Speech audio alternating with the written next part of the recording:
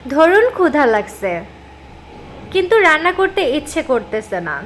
চলুন একটা ফাঁকিবাজি রেসিপি শিখিয়ে দিই। প্রথমে নিয়ে নিন আদা কুচি, পেঁয়াজ কুচি, শুকনো মরিচ কুচি, রসুন কুচি আর তেলে নেওয়া কিছুটা জিরা। এবার এই মশলাগুলোকে খুব ভালোভাবে একটু ছেঁচে নিন। বাটাবাটির চেয়ে নিশ্চয়ই এটা অনেক বেশি সহজ। এর সাথে আরেকটু নিয়ে নিতে হবে পেঁয়াজ কুচি, একটি কাঁচামরিচ ফেড়ে নিতে হবে, আর নিয়ে নিতে হবে একটি লবঙ্গ, এলাচ এবং দারচিনি। এগুলো নিশ্চয়ই ধুয়ে নিতে হবে। প্যানে গরম করে নেওয়া তেলে এগুলো ছেড়ে দিন। এদের বোঝাপড়াটা একটু ভালো হওয়ার জন্য হালকা নেড়ে দিন।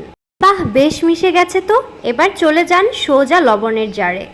এদের বোঝাপড়ায় এবার একটু লবণ ঢেলে দেওয়া যাক। হিন্দি সিরিয়ালের দুষ্টু শাশুড়িদের মতো লবণটা ঘুরিয়ে ঘুরিয়ে মিক্সড করে দিন। আর এদিকে হ্যাঁ, 3টি ডিম একটু সুন্দর করে ধুয়ে মুছে নিন। ছেঁচে নেওয়া মশলাগুলো পেঁয়াজে ঢেলে দিয়ে হালকা করে একটু ভাজা ভাজা করুন।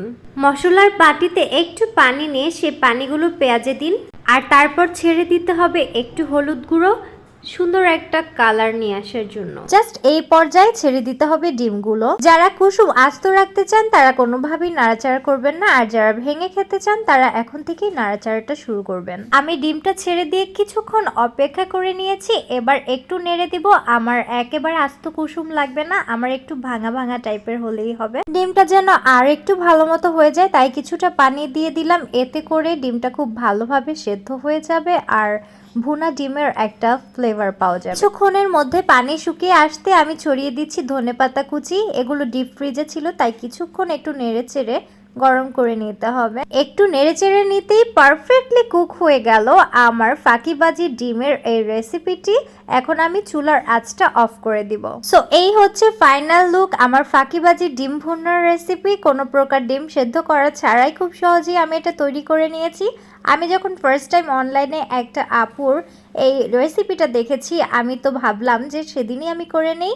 তবে আমি ফুললি ওনার রেসিপিটা ফলো করতে পারিনি, যেহেতু উনি অনেক মশলা দিয়েছে। আমার মনে হয়েছে আমি একটু লাইটলি খাবো, তাই আমি লাইট মশলা ইউজ করেছি। আর আমি গরম ভাতের সাথে এখন এটা সার্ভ করে নিচ্ছি। আর এই রেসিপিটার সাথে অয়েলটা একটু বেশি অ্যাড করতে হবে, যেহেতু এটার সাথে কোনো গ্রেভি থাকছে না, অয়েলটাই গ্রেভি হবে। দোয়াটা গরম ভাতের সাথে সার্ভ করে নিচ্ছি। ইউনো, যারা নাকি ফাঁকিবাজ কিংবা ব্যাচেলর তাদের জন্য এটা কিন্তু খুব সহজ একটা উপায়। কোনো প্রকার ডিম সেদ্ধ করে নেওয়ার ঝামেলা ছাড়াই ডিম ভুনার স্বাদটা নেওয়া যাচ্ছে। ডিম ভুনার চেয়েও এটার টেস্ট লেভেলটা অনেক উপরে। আসলে আপনারা না মেক করে খেলে বুঝতে পারবেন না। সো আমি আমার প্ল্যাটারটা সাজিয়ে নিয়েছি। আমার তো যে কোনো খাবারে পেঁয়াজ, কাঁচামরিচ, লেবু লাগেই। সো এই হচ্ছে প্ল্যাটারের ফাইনাল লুক। কেমন হয়েছে অফ কোর্স জানাবেন।